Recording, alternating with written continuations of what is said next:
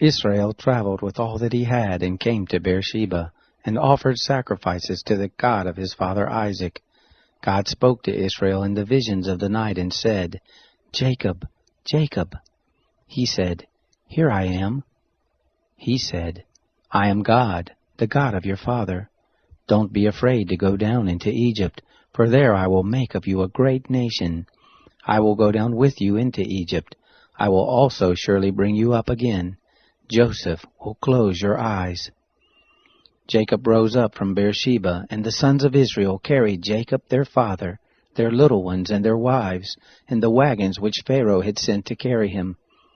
They took their cattle and their goods, which they had gotten in the land of Canaan, and came into Egypt, Jacob and all his seed with him, his sons and his sons' sons with him, his daughters and his sons' daughters, and he brought all his seed with him into Egypt.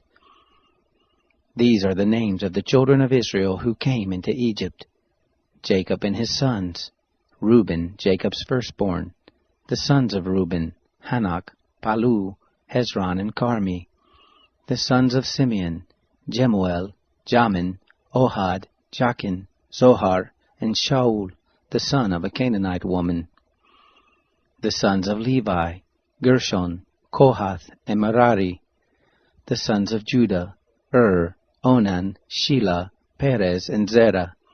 But and Onan died in the land of Canaan. The sons of Perez were Hezron and Hamul. The sons of Issachar, Tola, Puvah, Iob, and Shimron. The sons of Zebulun, Sered, Elon, and Shalil. These are the sons of Leah, whom she bore to Jacob in Padan Aram, with his daughter Dinah. All the souls of his sons and his daughters were 33.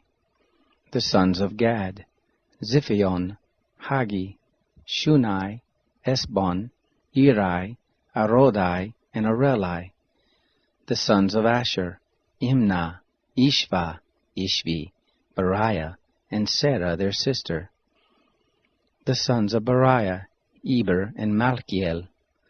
These are the sons of Zilpah, whom Laban gave to Leah, his daughter, and these she bore to Jacob, even 16 souls. The sons of Rachel, Jacob's wife, Joseph and Benjamin. To Joseph in the land of Egypt were born Manasseh and Ephraim, whom Asenath, the daughter of Potipherah, priest of On, bore to him. The sons of Benjamin, Bela, Becher, Ashbel, Gera, Naaman, Ehi, Rosh, Mupim, Hupim, and Ard. These are the sons of Rachel who were born to Jacob. All the souls were 14. The son of Dan, Hushim. The sons of Naphtali, Jazil, Gunai, Jezer, and Shelim. These are the sons of Bilhah, whom Laban gave to Rachel his daughter, and these she bore to Jacob. All the souls were 7. All the souls who came with Jacob into Egypt, who were his direct descendants besides Jacob's sons' wives, all the souls were 66. The sons of Joseph, who were born to him in Egypt, were 2 souls. All the souls of the house of Jacob who came into Egypt were 70. He sent Judah before him to Joseph, to show the way before him to Goshen, and they came into the land of Goshen. Joseph made ready his chariot and went up to meet Israel his father in Goshen. He presented himself to him, and fell on his neck, and wept on his neck a good while. Israel said to Joseph, "Now let me die, since I have seen your face, that you are still alive." Joseph said to his brothers and to his father's house, "I will go up and speak with Pharaoh, and will tell him, 'My brothers and my father's house, who are in the land of Canaan, have come to me. These men are shepherds, for they have been keepers of cattle, and they have brought their flocks and their herds and all that they have. It will happen when Pharaoh summons you, and will say, What is your occupation? That you shall say, Your servants have been keepers of cattle from our youth, even until now, both we and our fathers, that you may dwell in the land of Goshen. For every shepherd is an abomination to the Egyptians." Then Joseph went in and told Pharaoh and said, "My father and my brothers, with their flocks, their herds, and all that they own, have come out of the land of Canaan, and behold, they are in the land of Goshen. From among his brothers he took 5 men, and presented them to Pharaoh. Pharaoh said to his brothers, "What is your occupation?" They said to Pharaoh, "Your servants are shepherds, both we and our fathers." They said to Pharaoh, "We have come to live as foreigners in the land, for there is no pasture for your servants' flocks. For the famine is severe in the land of Canaan. Now therefore please let your servants dwell in the land of Goshen." Pharaoh spoke to Joseph, saying, "Your father and your brothers have come to you. The land of Egypt is before you. Make your father and your brothers dwell in the best of the land. Let them dwell in the land of Goshen. If you know any able men among them, then put them in charge of my cattle." Joseph brought in Jacob his father, and set him before Pharaoh. And Jacob blessed Pharaoh. Pharaoh said to Jacob, "How many are the days of the years of your life?" Jacob said to Pharaoh, "The days of the years of my pilgrimage are 130 years. Few and evil have been the days of the years of my life, and they have not attained to the days of the years of the life of my fathers in the days of their pilgrimage." Jacob blessed Pharaoh, and went out from the presence of Pharaoh. Joseph placed his father and his brothers, and gave them a possession in the land of Egypt, in the best of the land, in the land of Ramses, as Pharaoh had commanded. Joseph nourished his father, his brothers, and all of his father's household with bread according to their families. There was no bread in all the land, for the famine was very severe, so that the land of Egypt and the land of Canaan fainted by reason of the famine. Joseph gathered up all the money that was found in the land of Egypt and in the land of Canaan, for the grain which they bought, and Joseph brought the money into Pharaoh's house. When the money was all spent in the land of Egypt and in the land of Canaan, all the Egyptians came to Joseph and said, "Give us bread, for why should we die in your presence? For our money fails." Joseph said, "Give your cattle, and I will give you food for your cattle, if money fails." They brought their cattle to Joseph, and Joseph gave them bread in exchange for the horses, and for the flocks, and for the herds, and for the donkeys, and he fed them with bread in exchange for all their cattle for that year. When that year was ended, they came to him the second year and said to him, "We will not hide from my lord how our money is all spent, and the herds of cattle are my lord's. There is nothing left in the sight of my lord but our bodies and our lands. Why should we die before your eyes, both we and our land? Buy us and our land for bread, and we and our land will be servants to Pharaoh. Give us seed that we may live and not die, and that the land won't be desolate." So Joseph bought all the land of Egypt for Pharaoh, for the Egyptians sold every man his field, because the famine was severe on them, and the land became Pharaoh's. As for the people, he moved them to the cities from one end of the border of Egypt even to the other end of it. Only he didn't buy the land of the priest, for the priest had a portion from Pharaoh, and ate their portion which Pharaoh gave them. That is why they didn't sell their land. Then Joseph said to the people, "Behold, I have bought you and your land today for Pharaoh. Behold, here is seed for you, and you shall sow the land. It will happen at the harvest, that you shall give 1/5 to Pharaoh, and 4 parts will be your own, for the seed of the field, for your food, for them of your households, and for food for your little ones." They said, "You have saved our lives. Let us find favor in the sight of my lord, and we will be Pharaoh's servants." Joseph made it a statute concerning the land of Egypt to this day, that Pharaoh should have the 5th. Only the land of the priest alone didn't become Pharaoh's. Israel lived in the land of Egypt, in the land of Goshen, and they got themselves possessions therein, and were fruitful and multiplied exceedingly. Jacob lived in the land of Egypt 17 years. So the days of Jacob, the years of his life, were 147 years. The time drew near that Israel must die, and he called his son Joseph and said to him, "If now I have found favor in your sight, please put your hand under my thigh, and deal kindly and truly with me. Please don't bury me in Egypt, but when I sleep with my fathers, you shall carry me out of Egypt, and bury me in their burying place." He said, "I will do as you have said." He said, "Swear to me." And he swore to him. Israel bowed himself on the bed's head. It happened after these things that someone said to Joseph, "Behold, your father is sick." He took with him his 2 sons, Manasseh and Ephraim. Someone told Jacob and said, "Behold, your son Joseph comes to you." And Israel strengthened himself and sat on the bed. Jacob said to Joseph, "God Almighty appeared to me at Luz in the land of Canaan and blessed me, and said to me, Behold, I will make you fruitful and multiply you, and I will make of you a company of peoples, and will give this land to your seed after you for an everlasting possession. Now your 2 sons, who were born to you in the land of Egypt before I came to you into Egypt, are mine, Ephraim and Manasseh, even as Reuben and Simeon will be mine. Your issue, who you have become father of after them, will be yours. They will be called after the name of their brothers and their inheritance.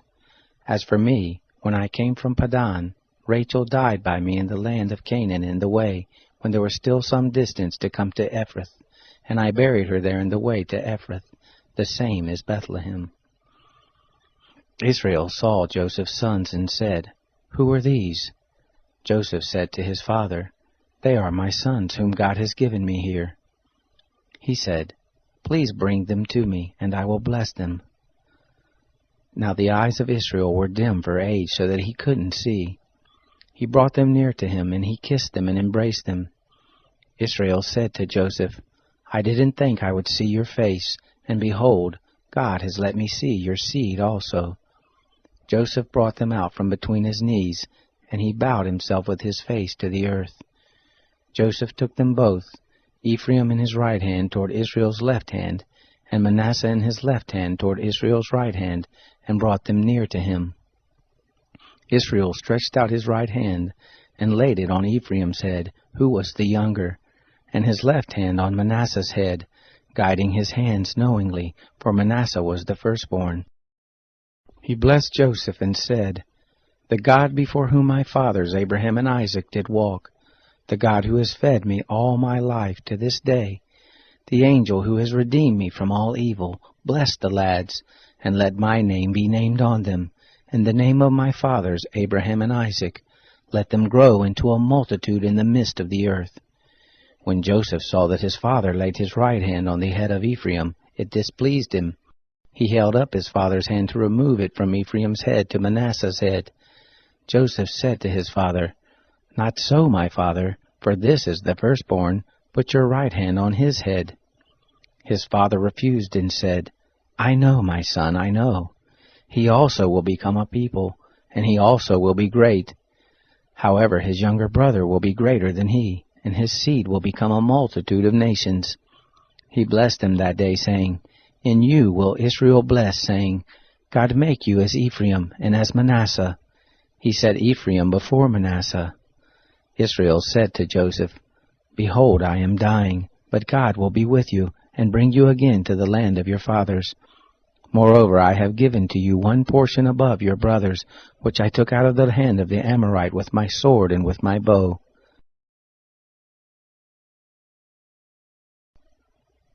Jacob called to his sons and said, "Gather yourselves together, that I may tell you that which will happen to you in the days to come. Assemble yourselves and hear, you sons of Jacob. Listen to Israel your father. Reuben, you are my firstborn, my might and the beginning of my strength, the preeminence of dignity and the preeminence of power.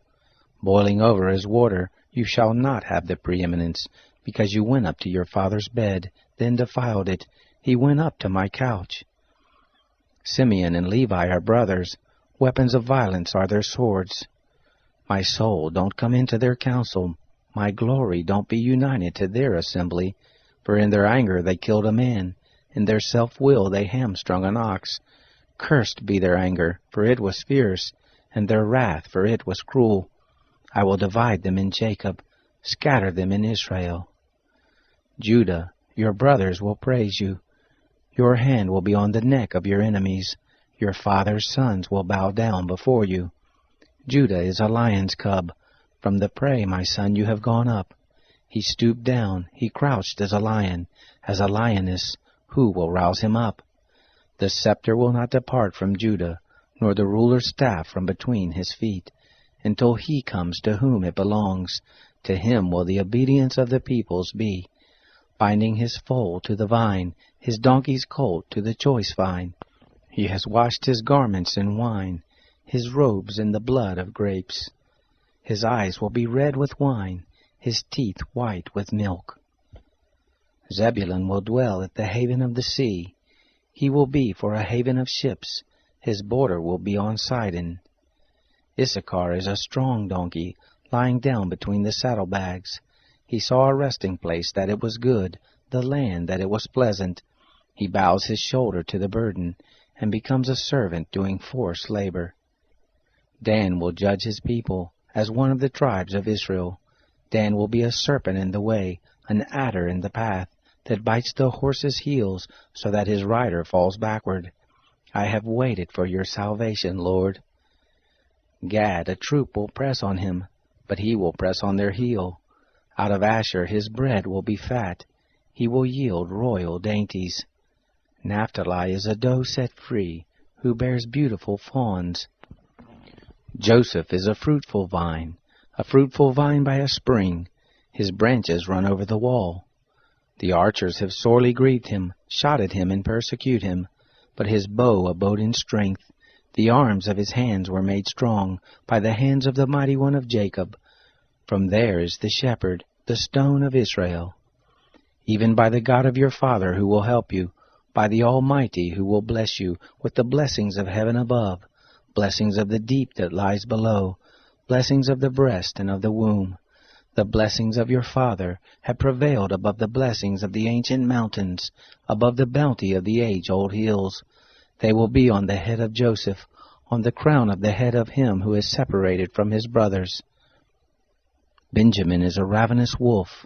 In the morning he will devour the prey. At evening he will divide the spoil. All these are the 12 tribes of Israel, and this is what their father spoke to them and blessed them. He blessed everyone according to his blessing. He charged them and said to them, I am to be gathered to my people. Bury me with my fathers in the cave that is in the field of Ephron the Hittite, in the cave that is in the field of Machpelah, which is before Mamre in the land of Canaan, which Abraham bought with the field from Ephron the Hittite as a burial place. There they buried Abraham and Sarah his wife. There they buried Isaac and Rebekah his wife. And there I buried Leah. The field and the cave that is therein, which was purchased from the children of Heth. When Jacob made an end of charging his sons, he gathered up his feet into the bed, and yielded up the spirit, and was gathered to his people.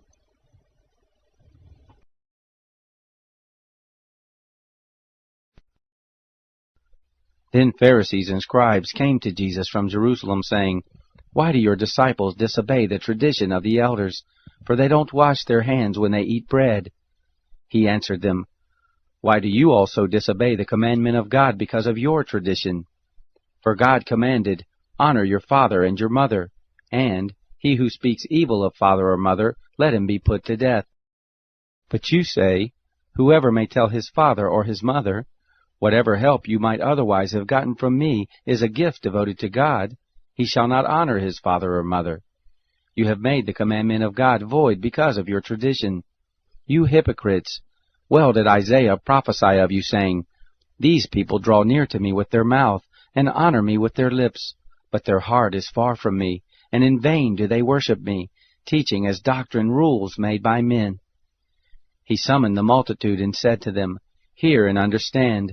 That which enters into the mouth doesn't defile the man, but that which proceeds out of the mouth, this defiles the man.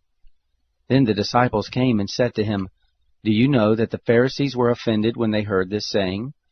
But he answered, Every plant which my heavenly Father didn't plant will be uprooted. Leave them alone. They are blind guides of the blind. If the blind guide the blind, both will fall into a pit. Peter answered him, Explain the parable to us. So Jesus said, Do you also still not understand? Don't you understand that whatever goes into the mouth passes into the belly and then out of the body? But the things which proceed out of the mouth come out of the heart, and they defile the man. For out of the heart come forth evil thoughts, murders, adulteries, sexual sins, thefts, false testimony, and blasphemies. These are the things which defile the man, but to eat with unwashed hands doesn't defile the man. Jesus went out from there and withdrew into the region of Tyre and Sidon. Behold, a Canaanite woman came out from those borders and cried, saying, Have mercy on me, Lord, you Son of David. My daughter is severely demonized.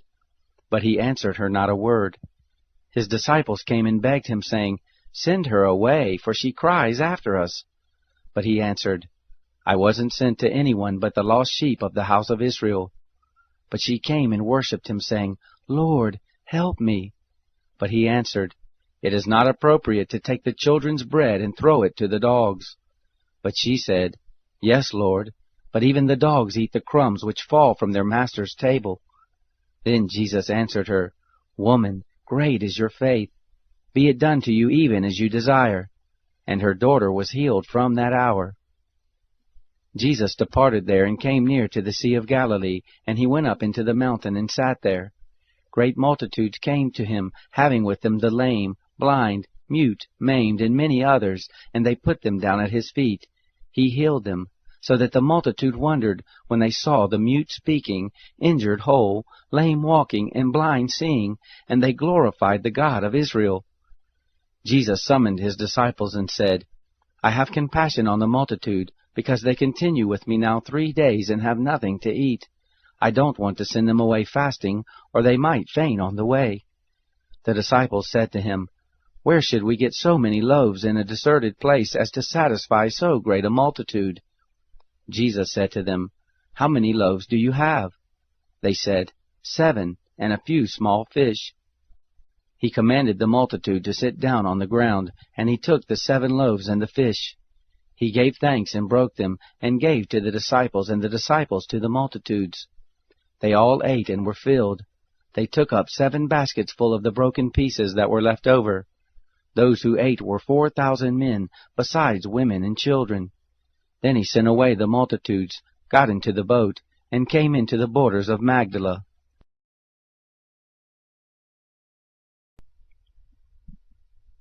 Psalm 19. For the chief musician, a psalm by David. The heavens declare the glory of God. The expanse shows his handiwork. Day after day they pour forth speech, and night after night they display knowledge. There is no speech nor language where their voice is not heard. Their voice has gone out through all the earth, their words to the end of the world. In them he has set a tent for the sun, which is as a bridegroom coming out of his chamber, like a strong man rejoicing to run his course. His going forth is from the end of the heavens, his circuit to its ends. There is nothing hidden from its heat. Yahweh's law is perfect, restoring the soul. Yahweh's testimony is sure, making wise the simple. Yahweh's precepts are right, rejoicing the heart. Yahweh's commandment is pure, enlightening the eyes. The fear of Yahweh is clean, enduring forever. Yahweh's ordinances are true and righteous altogether. More to be desired are they than gold, yes, than much fine gold, sweeter also than honey and the extract of the honeycomb. Moreover, by them is your servant warned. In keeping them there is great reward. Who can discern his errors? Forgive me from hidden errors. Keep back your servant also from presumptuous sins. Let them not have dominion over me. Then I will be upright. I will be blameless and innocent of great transgression. Let the words of my mouth and the meditation of my heart be acceptable in your sight, Yahweh, my rock and my redeemer.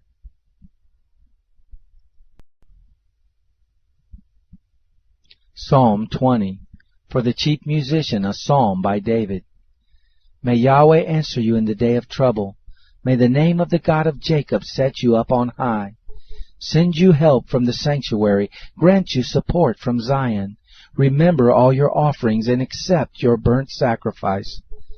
May he grant you your heart's desire and fulfill all your counsel. We will triumph in your salvation. In the name of our God we will set up our banners. May Yahweh grant all your requests. Now I know that Yahweh saves his anointed. He will answer him from his holy heaven with the saving strength of his right hand. Some trust in chariots, and some in horses, but we trust the name of Yahweh our God. They are bowed down and fallen, but we rise up and stand upright. Save, Yahweh. Let the King answer us when we call.